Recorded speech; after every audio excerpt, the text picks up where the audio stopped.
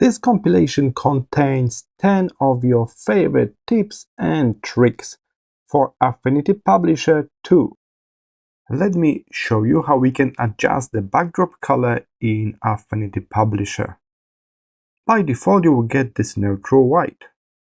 If you head to Document, Setup at the top, you can even change it to transparency. So if you head to Colors, for the whole document, you can turn on transparency. And in that case, you will end up with this checkerboard indicating there's no color at all. Let's switch this off for a while, assuming we want some kind of neutral white color to be there. How we can change that white color? Actually, the easiest way is to not change it at all. The easiest way is to put something in front of it to give us the color we need. So to do that for the whole document, we need to head to Master Pages. There's a Master Page A used across this document, so I double click on it, and then with the Shape tool I can simply draw the rectangle that covers the whole page, including bleeds. And now for this new shape, we can easily modify the color of it, and this will be the color of the backdrop across the whole document from now on. You can even change to the wheel color if you prefer that method.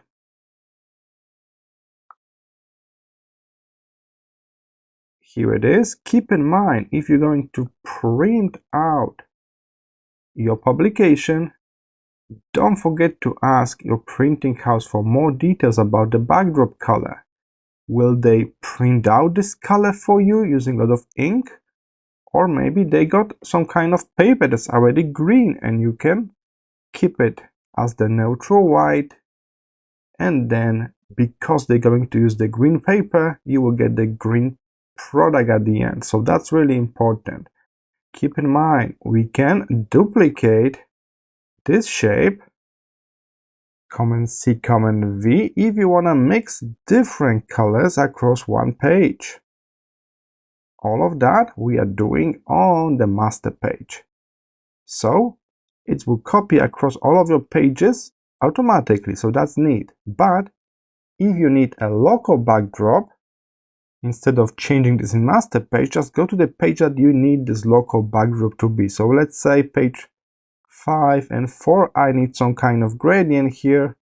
So I just draw the shape because I need a container for the color. Alright, so I need this shape to be a container for my color. And now with the gradient tool, I can set up some kind of gradient only on this page, and rest of my publication still got the white color. So that's how you can alter some colors for your backdrops in Affinity Publisher. Let me show you how to find the line tool in Affinity Publisher. The line tool is a bit hidden because it's as the option for pen tool. So first you need to select a pen tool from the list on the left, and then we need to activate line mode. In modes, there's one over here called line mode. After you do that, you will be able to use pen tool to draw lines just like that. It's perfect for straight lines. And keep in mind, they're all vector lines, so if you switch to the node tool, you can always adjust those nodes, change how long is the line, how straight it is. And in addition, we can also switch to stroke tab on the right side this time. Decide how thick the line should be. You can decide on the starting point. If you plan to use this line as arrow, that's possible as well. And we can also change the line to the dash line from here and customize the gap between those dashes over there. If you would like a curvy line, then the process is rather similar. We grab a pen tool, but this time we are not going to use the line mode. Use the normal pen mode. When you click and hold, click and hold. Now you are creating curvy line. The trick is not to just click to make a node, click and hold it so you can move those control points. When you release, that's it, but you can still grab the node tool after that and adjust those control points, or even grab the line itself. Take a look, I can just simply grab the line. Let's also switch off those arrowheads, go back to normal line, and test the last feature that we can set up here called pressure. I click on pressure here. I can mimic the pen pressure. For example, I can put more pressure at the center of the line, and it will be more like hand draw, more natural. Or other way around, we can make a minimal pressure at the center of the line, so it will look more like ink. Alright, so we can play with pressure as well to mimic more like a natural digital art style of the line.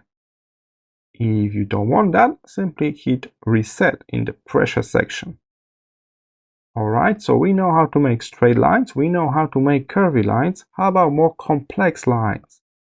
Go with the pen tool, you can keep clicking to create a polygonal line like that. If you want to align everything nicely, just select those nodes and use the alignment panel at the top over here. Align to the same line, and also we can space it. Unfortunately, this kind of disrupt our nodes, turn them into curvy lines, but we can convert them back into sharp nodes. Okay, and the bottom will be the same.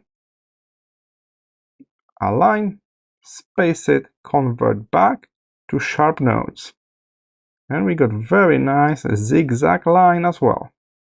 We already learned how to do a curvy line like this. This kind of line is perfect to apply some pressure on it.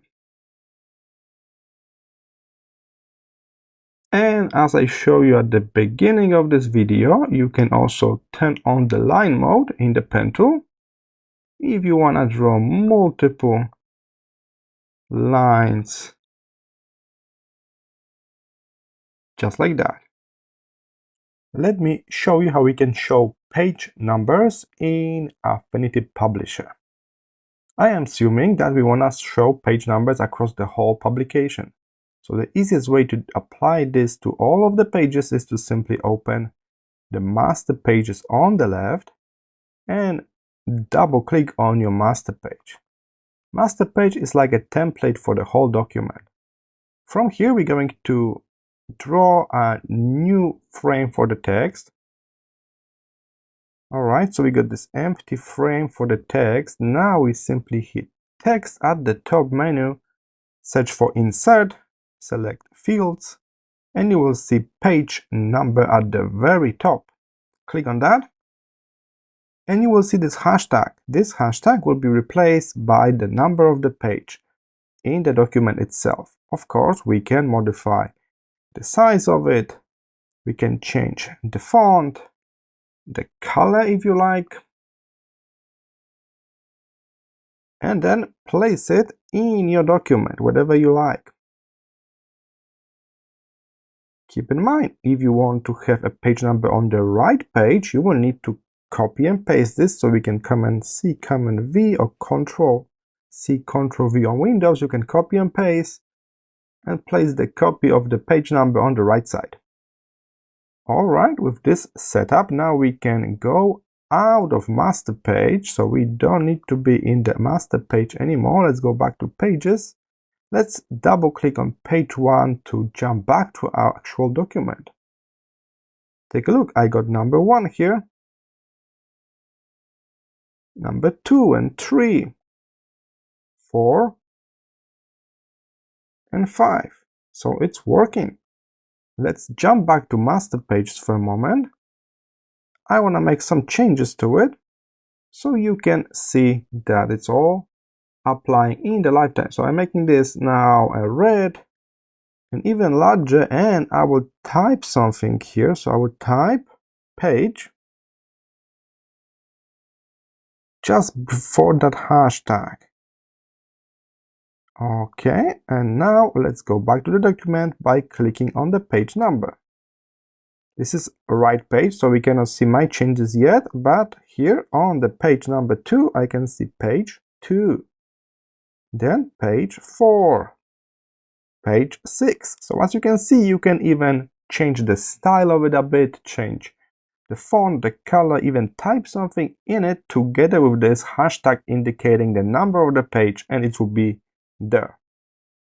Let me show you how you can add your images into your project in Affinity Publisher. Here I am with the desktop version, but it's very similar on the iPad as well. Most of you will try to simply drag and drop your image, so let's try this method as well.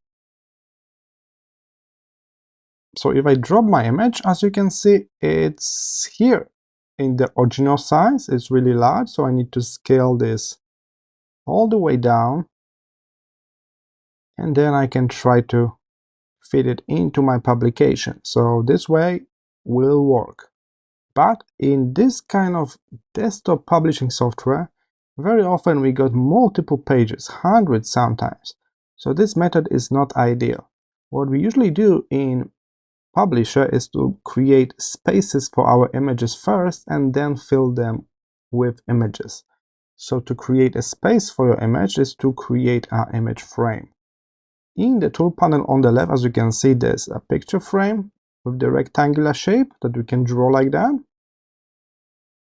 So when you're planning your document, you're planning a text box here, you can draw this so you know there will be image here. There's also one with the oval shape. You can hold Shift for the perfect circle, so that two ready-to-use picture frames like that. And then you can click on this kind of frame and this option to replace image at the very top. And you can simply select the image from your hard drive. As you can see, now we got more control. I can rotate the image inside that frame, but the frame is exactly the same. I can zoom out and in, and the frame is still in the same size. Of course, we can pan the image inside the frame as well. So we got way more control. In any given moment, I can modify the size of the frame and I can see more image right now. So that's nice. It's exactly the same with this shape, but instead of using replace image button, I will drag and drop inside that ready-to-use picture frame. And we got the very same result. All right. What if you need a different aspect ratio or different size of the picture frame? So we are covered with the rectangular and oval shapes that are here. But if you need some weird shape, you can always use pen tool and draw a custom shape, let's say, or import ready-to-use SVG, right? Whatever you want, just a vector shape like this. All right, we got vector shape, and now I can right click on it and I can convert this to picture frame. Take a look. Now I can use the replace image to put image inside. And here's my image, and I can do whatever I want to do. All of the image frame features are here. If I want, I can even use node tool to make changes to our shape, to make it exactly as we need. All right, so that's how we place images in Affinity Publisher. If you just drag and drop this, you got very short publication, or maybe just simple one-side poster, this will do. But I recommend you to set up some picture frames and then populate them with your images. With the update 2.5, now it's easier than ever to generate QR codes in Affinity Publisher. Now we got a native tool. So simply head to the left to all of your shapes. And at the very bottom of this list, you should be able to see QR code tool. Select that. Then At the top, you can modify what kind of QR code you want to generate by clicking on Data. By default, it's URL, Uniform Resource Locator, a link, a website address. But you can also set this up to be a phone number, email, or just plain text. So there are several options for us to choose from, but I believe most of us just need a simple URL. So click that URL as the type, then clear the address and paste your own website here, the one that should be on the QR code.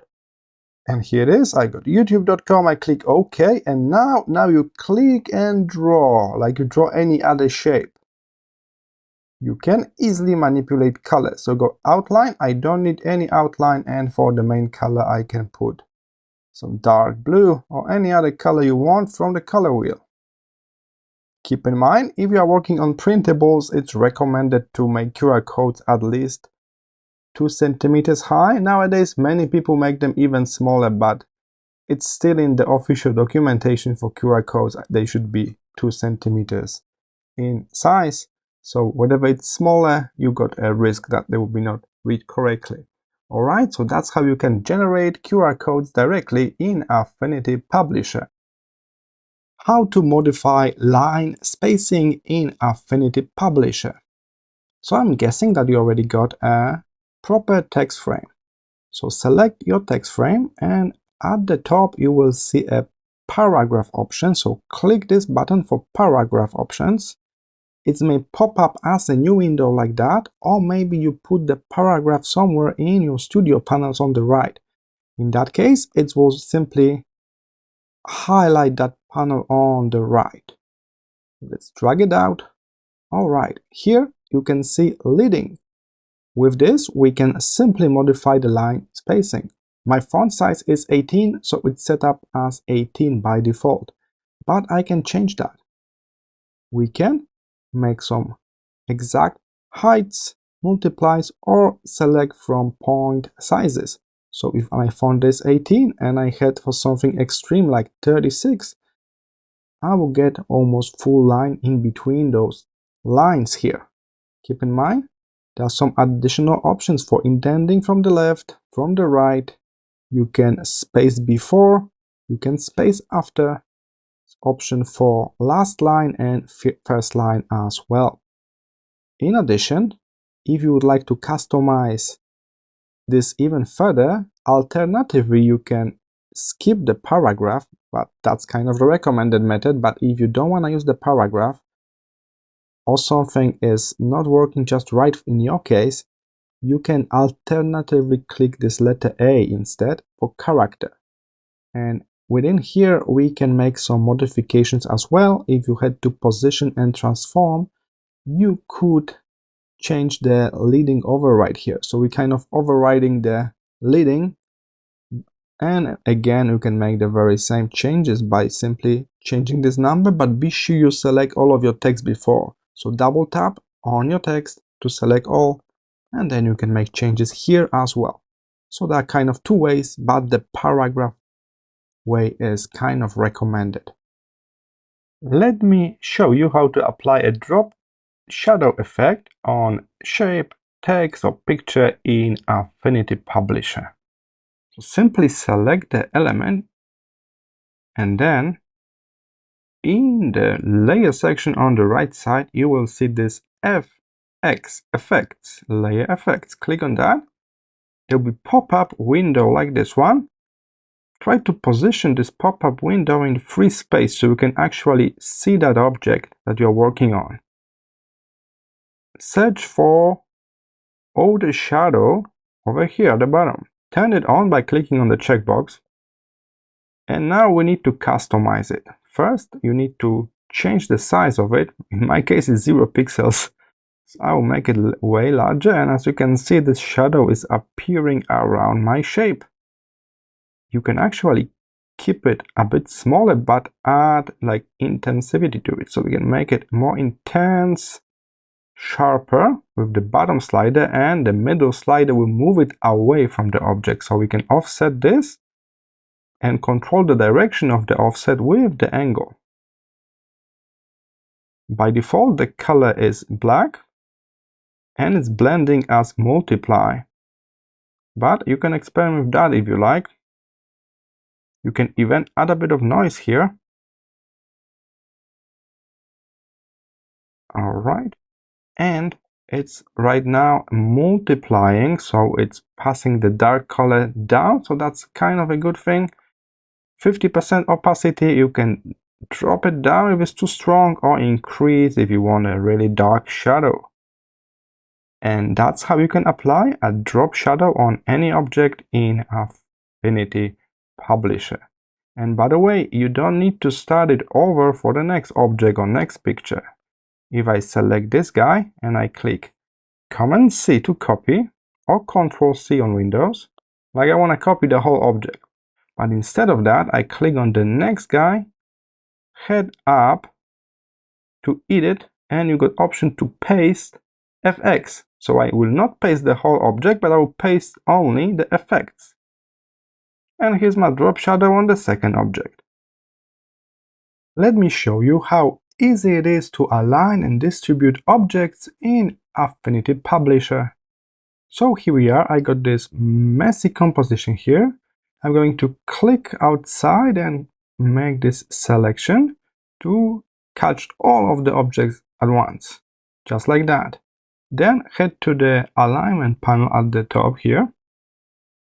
After you open it up, you will have option to align horizontally, vertically, but also resize those elements to have a same rotation, height, or width. So that's a nice new addition in version 2.4. So first I will align them vertically, just like that. As you can see, the spaces between those objects are not equal, so we can use now the horizontally option, but we will pick the last thing called space horizontally. After that, I got equal spaces between those four objects. As you can see, the last circle here is way smaller than the first one. And let's try to make those objects who have the same height and maintain aspect ratio. So we will need to click same height, but also same width, like that. This way we got them all in the same size. To be sure, take a look that the spacing is still highlighted. It should be like pressed down, it should be black like that. Perfect. Now I click apply, and this way we very quickly align, distribute, and resize our object. Hey guys, let me show you how you can add new fonts to your Affinity Publisher. Actually, Publisher, like any other app, will tap into your system fonts. So if you are a Windows user, Mac user, or iPad user, the process will be a bit different. In my case, I'm right now on desktop version on Mac. So when I see a nice font online, like let's say this one, Welcome Magic, I'm going to download the fonts files first. In my case, from the website called dafont.com, so I click download button. Alright, I got it on my hard drive now. After you open up the zip, you will see your font files, and you can simply open it up by double clicking, and you will have option to install. If you are on Windows, you can do it in very similar manner. Just right click on the font and you will see install option. So after you install your font, as you can see, I got one font added. I got now 450. Now I can open up my Publisher, and next time I try to use any text tool in Publisher, I will have option to change the font, right? So at the top left, I see the font name. It's a bit helpful if you remember the new font you just installed, because you can tap the first letter from that font name. In my case, W.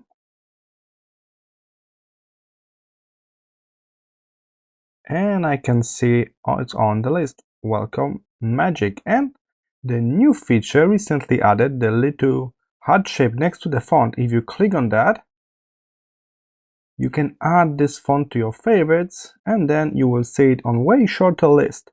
So I don't need to see all of my 450 fonts. I can go to recent, use in this document, or favorites. And here it is at the very bottom. I got this new font. I can change the size of it, and that's how you can quickly add a new font to your system, and that font will be used by Affinity Publisher. By default, you will get this white backdrop color in Affinity Publisher. What if you plan to work with object with transparent backdrop, object you plan to export to PNGs? The easiest way to switch off the backdrop color is to head to Document Setup. So be sure nothing is selected. Then you will see Document Setup at the top. Click on it. Head to Color.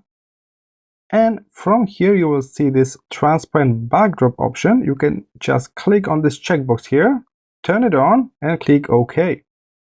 You can decide that you want to apply this to the whole document, only to selected pages.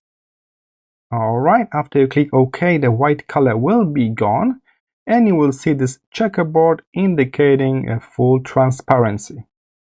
I hope this very short tutorial was helpful. See you in the next one.